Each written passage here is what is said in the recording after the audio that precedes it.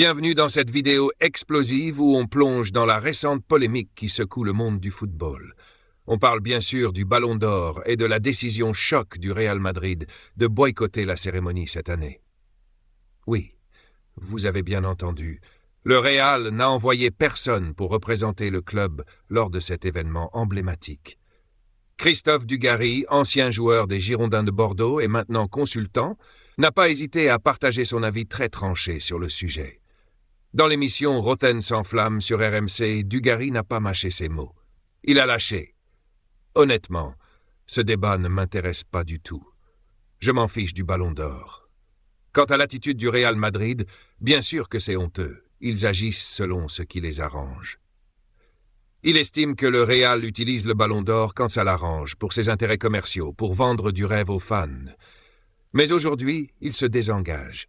Toute cette mise en scène entre eux, ça me fatigue. Ça ne m'intéresse pas, vraiment. Je m'en fiche complètement. Dugarry ne s'arrête pas là. Il critique également la manière dont ce genre de récompense comme le Ballon d'Or valorise les performances individuelles au détriment du jeu collectif. Selon lui, cette course au trophée individuel, encouragée par les clubs eux-mêmes, ne fait qu'alimenter l'individualisme dans le football. Pour Dugarry, ce n'est pas ce que le football devrait être. Je suis content qu'on ne débatte pas plus du Ballon d'Or, parce que ça va à l'encontre de ma vision du football, dit-il, ajoutant les clubs ne devraient pas s'étonner si les joueurs finissent par se concentrer davantage sur leurs propres statistiques que sur le collectif.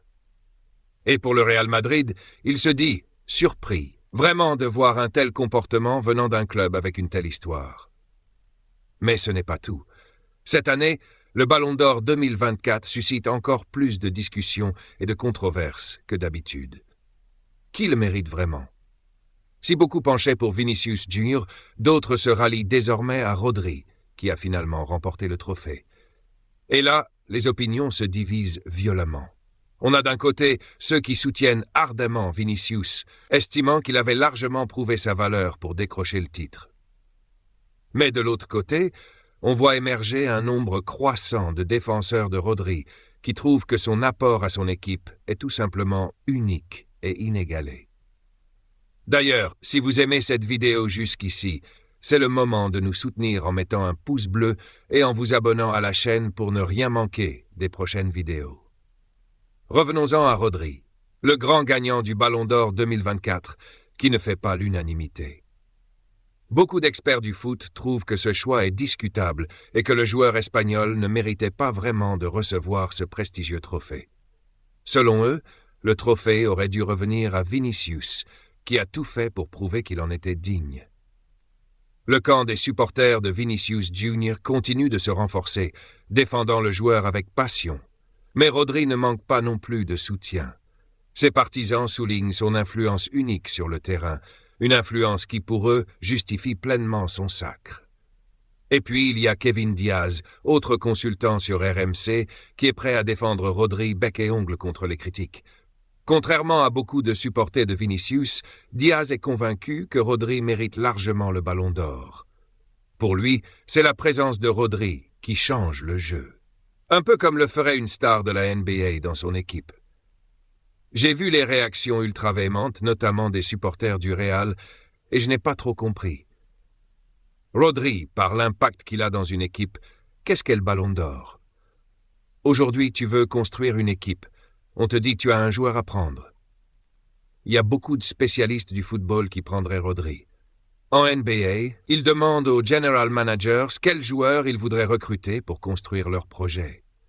Souvent, en ce moment, ils disent Victor Wembanyama. Pour appuyer ses propos, Diaz précise que Rodri n'est peut-être pas plus talentueux que des joueurs comme Vinicius ou Bellingham, mais que l'impact de Rodri dans son rôle spécifique est inégalé. En tant que milieu de terrain, il est l'élément central, la pierre angulaire, le joueur clé qui fait la différence dans les moments cruciaux. Eh bien, aujourd'hui, il y a beaucoup de directeurs sportifs qui choisiraient Rodri. Non pas parce que Rodri est un meilleur joueur de foot que Vinicius, Bellingham, etc., mais parce qu'à son poste, il a très peu de joueurs qui lui arrivent à la cheville aujourd'hui. Et pour moi, c'est ça le MVP.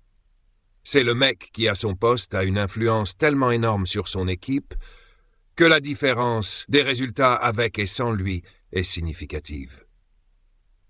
Voilà donc un débat fascinant autour de ce ballon d'or. Qui le mérite vraiment? Que doit-on récompenser? Ce que ce débat révèle, c'est que le football d'aujourd'hui est tiraillé entre performances individuelles et esprit collectif.